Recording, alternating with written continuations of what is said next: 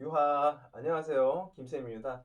자, 오늘은 당좌 자산인 매출 채권에 대해서 한번 알아보도록 할게요. 자, 매출 채권이라고 하는 것은 매출이라고 하면 상품을 판매한 것이 되겠고요.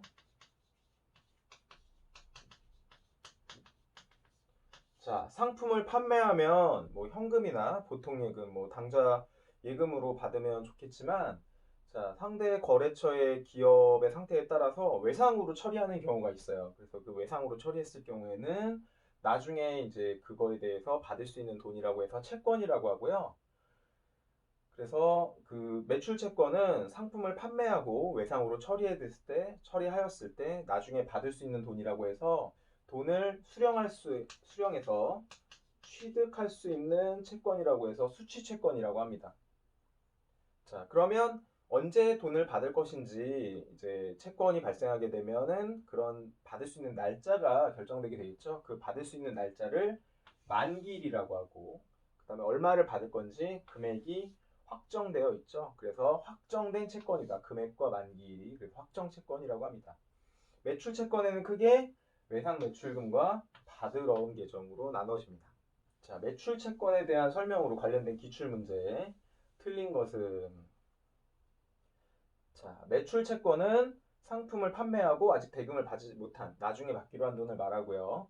그다음 매출 채권에는 외상 매입금과 지급어음이 아니라 외상 매입금과 지급어음은 내가 반대로 상품을 구입하고 나서 나중에 주기로 한 돈을 외상 매입금과 지급어음이라고 해서 상품을 매입하고 발생한 부채에 대한 의무다라고 해서 매입 채무라고 합니다. 그래서 2번이 정답이 되겠죠. 자, 그 다음에 매출 채권은 외상값이기 때문에 나중에 못 받을 경우를 대비해서 대손 충당금이라고 하는 것을 설정을 하게 돼요. 이건 나중에 배우게 될 건데 이 대손 충당금은 현재 이제 못 받을 수 있는 실현 가능한 가치로 평가를 하고요. 그다음에 매출 채권, 내가 가지고 있는 매출 채권에 대해서 몇 퍼센트를 못 받을 건지 이 자산 평가를 적절하게 해서 평가를 하게 됩니다. 자, 네 번째. 자, 대손 충당금.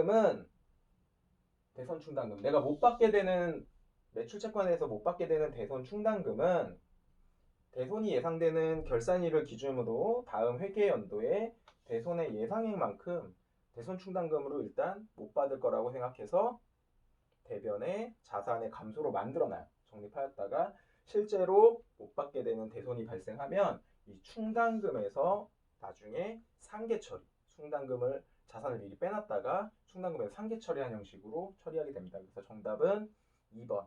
매출 채권에는 외상 매입금과 지급어음이 아니라 외상 매출금과 받으러음이 있다라고 할 수 있겠죠. 자, 매출 채권 중에 첫 번째 외상 매출금을 한번 볼게요.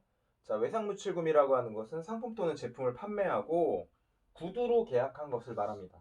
구두라고 하는 것은 서로의 신용관계에 의해서 말로 외상 처리를 한 것을 말하고요. 외상 매출금은 실무에서 보면 통상적으로 3개월에서 6개월 이내에 회수가 만기가 되어서 회수가 가능한 외상값을 말합니다.